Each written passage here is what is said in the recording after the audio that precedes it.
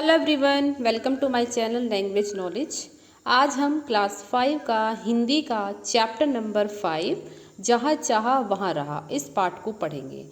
जैसा कि आपको नाम से ही इसमें पता चल रहा है, जहाँ चाहा यानी कि जहाँ चाहत होती है किसी भी काम को पूरा करने की, वहाँ रहा, वहाँ रास्ते अपने आप बन जाते हैं। कुछ लोग अपनी हिम्मत और साहस से उस काम को कर लेते हैं और कुछ लोग उसको बीच में ही छोड़ देते हैं। कुछ ऐसा ही इस पाठ में भी बताया गया है। जो आपके सामने ये फ़ोटो में लड़की नज़र आ रही है, इसके हाथ खराब हैं, इसके हाथ काम नहीं करते, लेकिन बावजूद इसके इसने इसको अपनी कमज़ोरी ना बनाकर इसको अपनी शक्ति बनाया और जो काम ये करना चाहती है उसमें इसने कामयाबी भी प्राप्त की है। तो चलिए पढ़ते हैं इस पाठ में क्या है। मलमली धोती का बादामी रंग खिल उठा था, किनारों पर कसूती के टांकों से पिरोई हुई बेल थी, पल्लू पर भरवा टांके अपना कमाल दिखा रहे थे।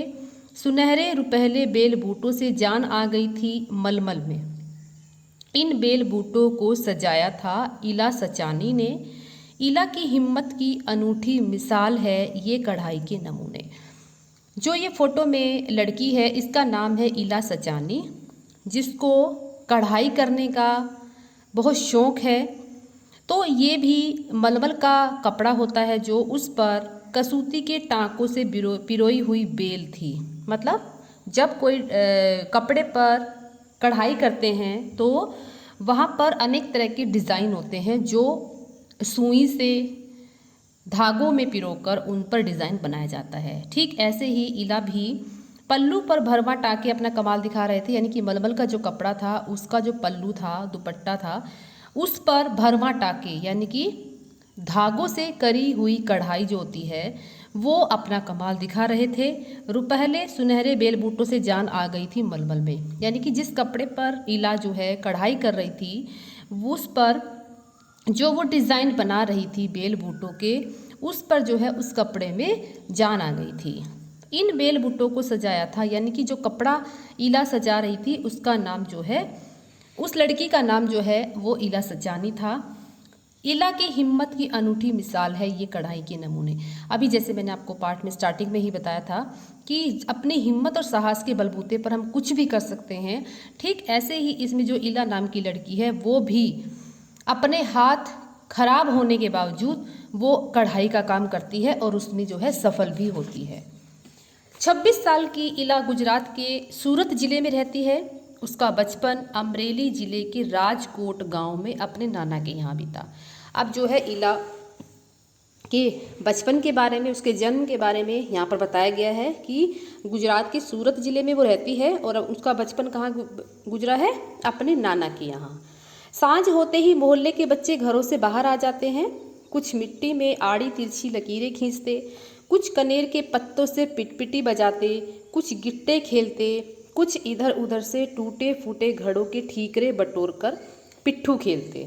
जब इन खेलों से मन भर जाता तो पेड़ की डालियों पर झूला डालकर ऊंची ऊंची पेंगे लेते और ऊंचे स्वर में एक साथ गाते।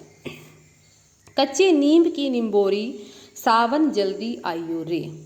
अब इसमें बताया गया है जैसे ही शाम होती है तो मोहल्ले भर के सारे बच्चे जो है वो बाहर खेलने के लिए आ जाते हैं। जैसे ठीक ऐसे ही आपके साथ भी होता होगा कि दिन भर तो हम लोग घर में रह सकते हैं, लेकिन जैसे ही शाम होती है तो क्या करते हैं, सब लोग घरों से बाहर आ जाते हैं। बच्चे खेलने के लिए आ जाते हैं, बड़े घूमने के लिए आ जाते हैं। लेकिन आजकल तो क्या है, कोरोना की वजह से सब लोग अपने अपने घरों में ही हैं। तो अब बच्चे बाहर जाके कुछ ना कुछ तो खेलेंगे ही। तो इसमें क्या करते हैं बच्चे, कुछ मिट्टी में जो है आड़ी तिरछी लकीरें खींचते हैं अपने हाथों से, जैसे आपने देखा होगा। कुछ कनेर के पत्तों से पिटपिटी बजाते। कुछ पत्ते ऐसे होते हैं जिनकी पिटपिटी यानी कि कई बार आपने देखा होगा पत्तों को मोड़ के उसकी सीटी जैसी बनती है, ठीक ऐसे ही इसे बनाते हैं वो। कुछ गिट्टे खेलते, कुछ इधर उधर से टूटे फूटे घड़ों के ठीकरे। जब घड़ा फूट जाता है, उसके टुकड़े हो जाते हैं, तो उनको इकट्ठा करके उससे पिट्ठू खेलते थे। और जब इन खेलों से उनका मन भर जाता था तो पेड़ों की डालियों पर वो झूलना शुरू कर देते थे और झूलते झूलते वो एक गाना भी गाते थे, कच्चे नीम की निम्बोरी सावन जल्दी आइयो रे। ठीक है, निम्बोरी मतलब नीम का जो फल होता है, जो नीम की छोटी छोटी गोलियां होती हैं। सावन जल्दी आइयो रे मतलब वो झूलते हुए इस गाने को गाते हैं कि सावन तुम जल्दी आ जाना। ईला गाने में तो उनका साथ देती थी पर उनके साथ पेंगे नहीं ले पाती थी। रस्सी पकड़ने को हाथ बढ़ाती मगर हाथ तो उठते ही नहीं थे। वह चुपचाप एक किनारे बैठ जाती, मन ही मन सोचती, मैं भी ऐसा कुछ क्यों नहीं कर पाती हूँ। बच्चे भी चाहते कि ईला किसी न किसी तरह तो उनके साथ खेल सके। कभी कभार वह पकड़म पकड़ाई और विष अमृत के खेल में शामिल हो जाती थी। साथियों के साथ जमकर दौड़ती मगर जब धप्पा करने की बारी आती तो फिर निराश हो जाती थी। हाथ ही नहीं उठेंगे तो धप्पा कैसे दोगी। वह बहुत कोशिश करती पर उसके हाथों ने तो जैसे उसका साथ न देने की ठान रखी हो। ईला ने अपने हाथों की इस जिद को एक चुनौती माना। अब क्या करते हैं कि ईला जो है जब वो झूला झूलते थे, वो गाना गाते थे, गाने में तो वो उनका साथ दे देती थी, लेकिन जब वो रस्सी पर जब बैठते हैं तो आपको पता है कि रस्सी हाथों से पकड़नी पड़ती है, लेकिन ईला के तो हाथ खराब है तो इसलिए वो झूल भी नहीं पाती थी। अब रस्सी पकड़ने को जैसे ही वो हाथ बढ़ाती मगर उसके हाथ तो उठते ही नहीं थे और वो बेचारी क्या करती थी, चुपचाप एक किनारे पर बैठ जाती और मन ही मन वो बहुत सी बातें ऐसी होती हैं जो वो सोचती रहती थी कि मैं भी ऐसा क्यों नहीं कुछ कर पाती।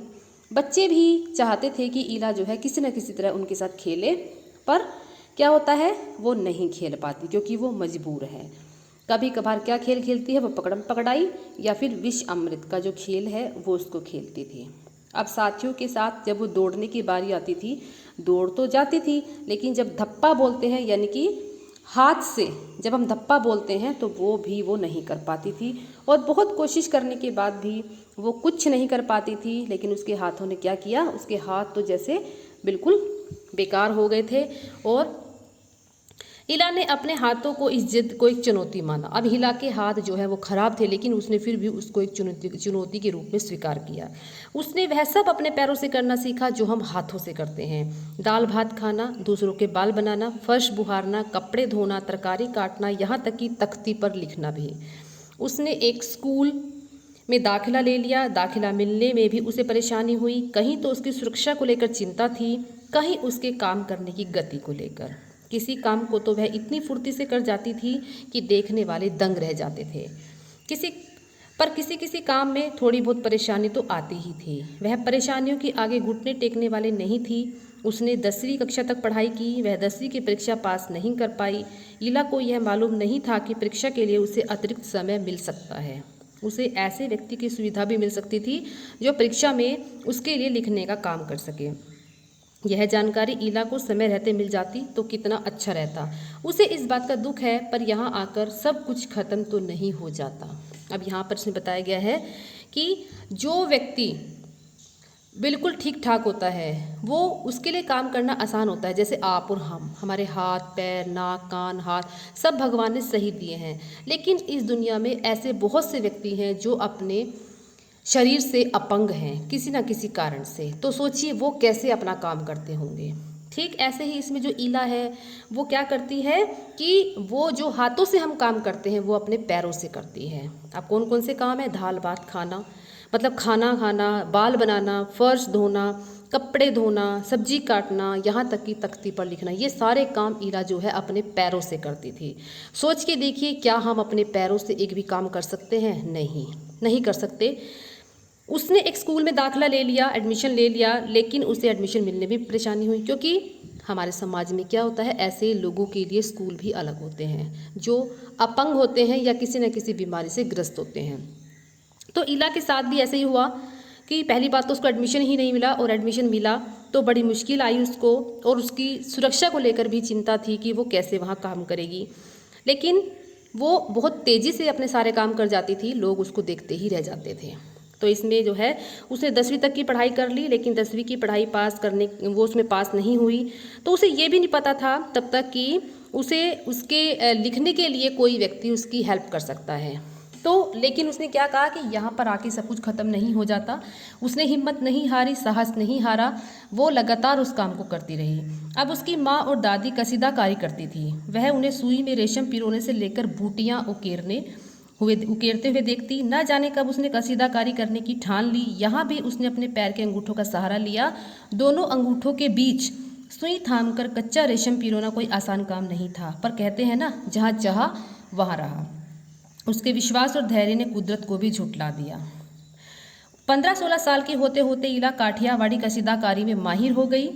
किस वस्त्र पर किस तरह के नमूने बनाए जाएं, कौन से रंगों से नमूना खिल उठेगा और टाँके कौन से लगे, यह सब वह समझ गई थी। एक समय ऐसा भी आया जब उसके द्वारा काढ़े गए परिधानों की प्रदर्शनी लगी। इन परिधानों में काठियावाड़ के साथ साथ लखनऊ और बंगाल की झलक भी देखने को मिलती है। ईला ने काठियावाड़ी टाँकों के साथ साथ और कई टाँके भी इस्तेमाल किए। पत्तियों को चिकनकारी से सजाया, डंडियों को कांथा से उभारा, पशु पक्षियों की आकृतियों की कसूती को जंजीरे से खिल उठा। पारंपरिक डिजाइनों में यह नवीनता सभी को बहुत भाई।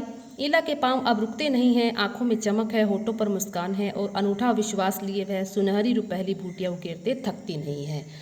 अब इसमें देखिए इसने क्या कहा, उसने अपनी माँ और दादी से सब कुछ सीखा, सुई में रेशम पिरोने से लेकर बूटियां उकेरने, मतलब जो भी वो कढ़ाई करती थी।